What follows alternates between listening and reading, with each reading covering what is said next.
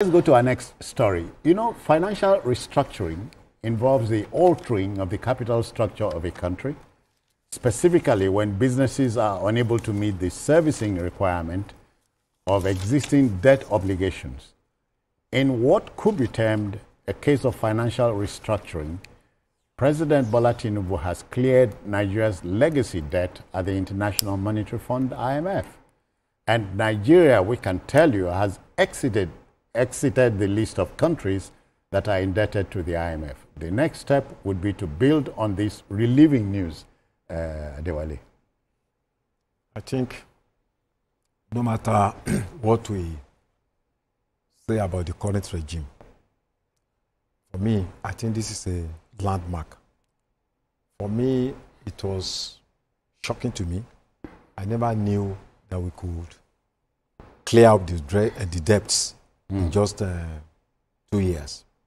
Because the last tranche was about $1.61 billion. Billion dollars, yeah. You know. And as at Wednesday, May 05, Nigeria came clean.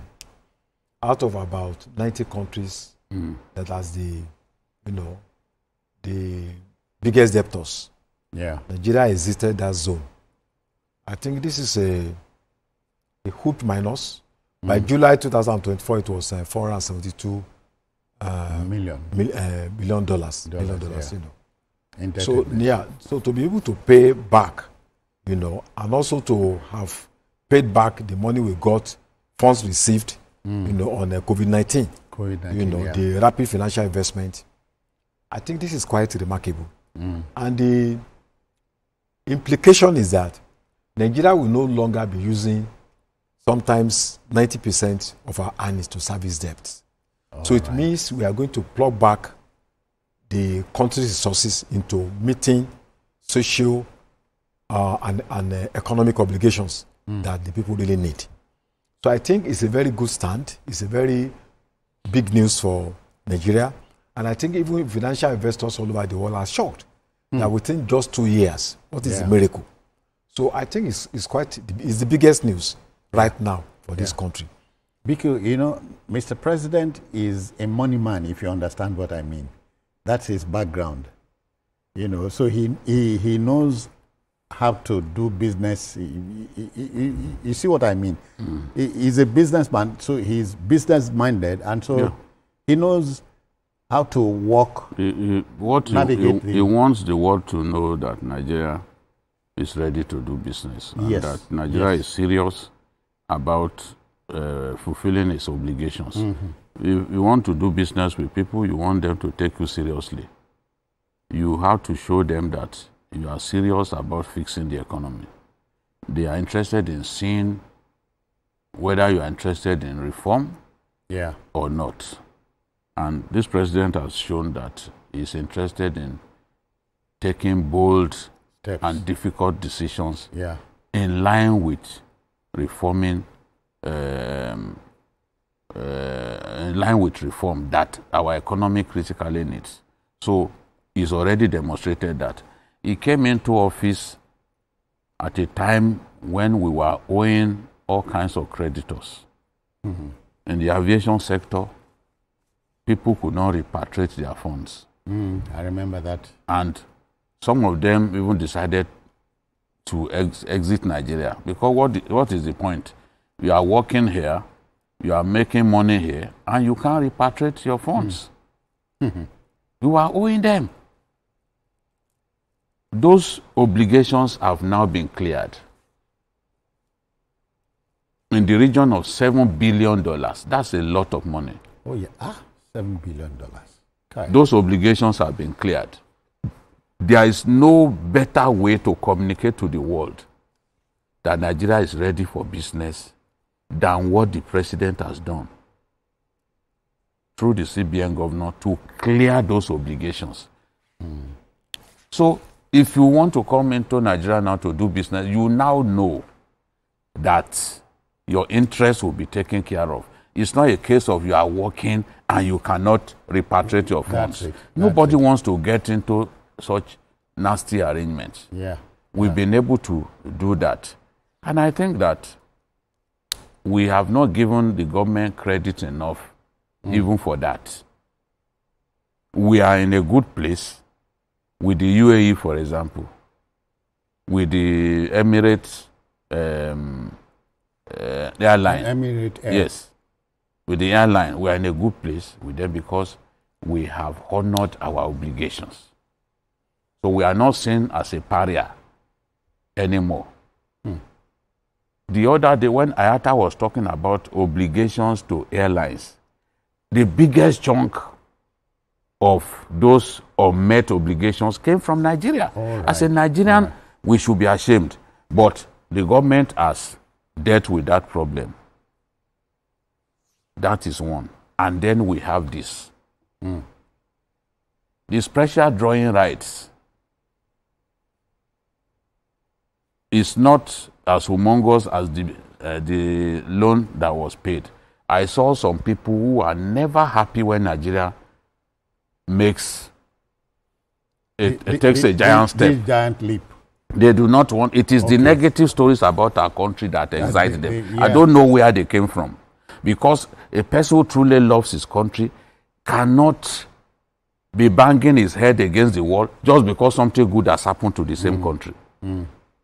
Why not leave the country for people who are happy to live here? So whether or not they are persuaded, the show goes on. No, because on the website of IMF, just as he said, Nigeria was not listed among those 90 countries.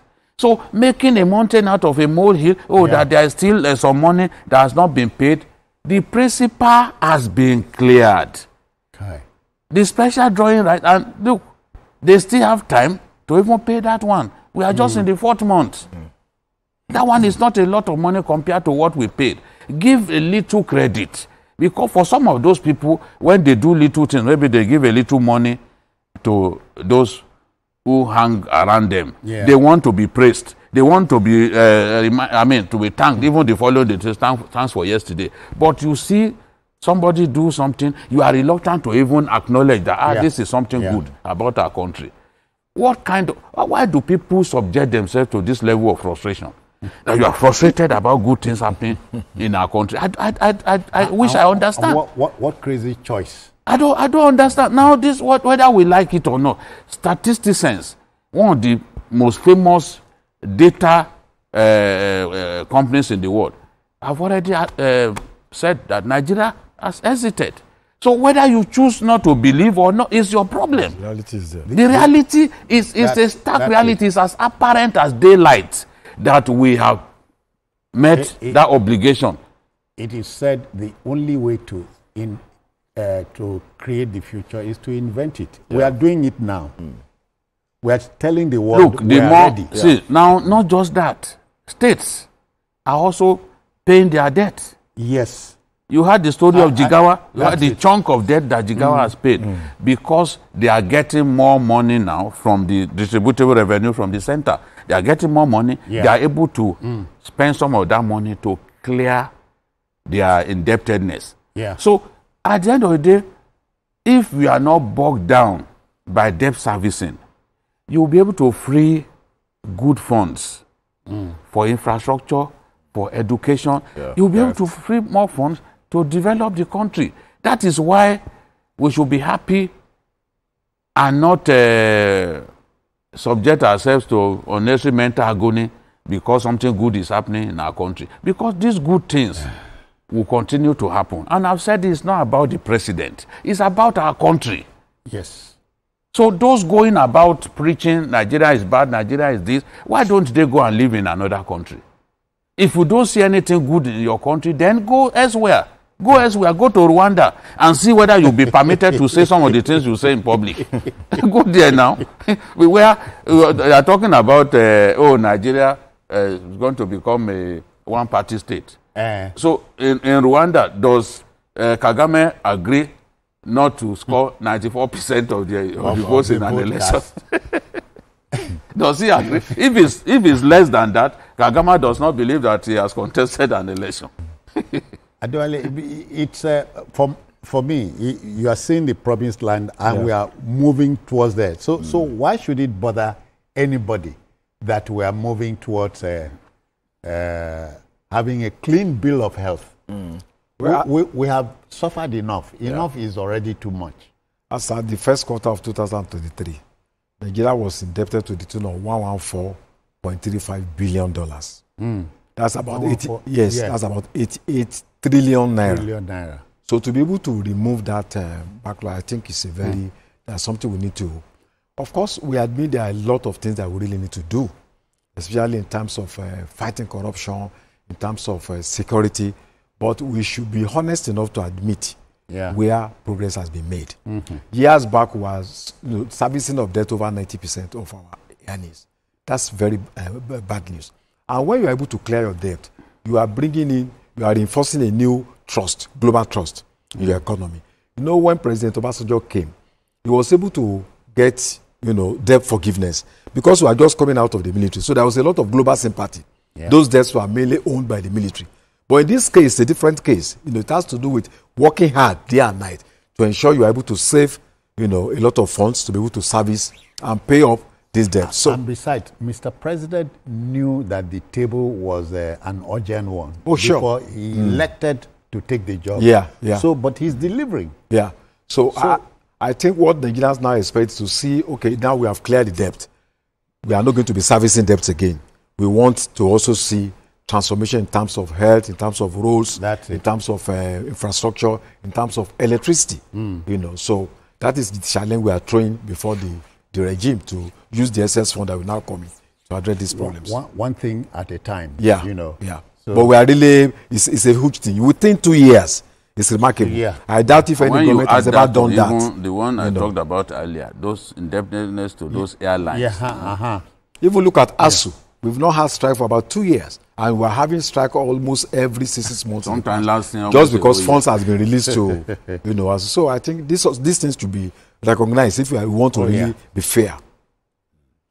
Being fair is what critics... Journalism is all about. Sure. We know the lot of them are not journalists. They're just claiming to be journalists. We will never stop talking about the need for proper training of journalists. Those who have chosen to get trained sufficiently, they are not fools now. Because they know it will impact their work. Sure. But you do not want to be trained. You are impervious to correction. You are impervious to learning. And you want to be at the level of those who have subjected themselves to training over the years. I mean, it's not going to happen. And let me add this. The viewer, the listener wants a practitioner who will amplify their negativity, Some of us are not cut out for that. No. We give context and clarity to issues as they come, as we're doing now. Okay, let's go to our next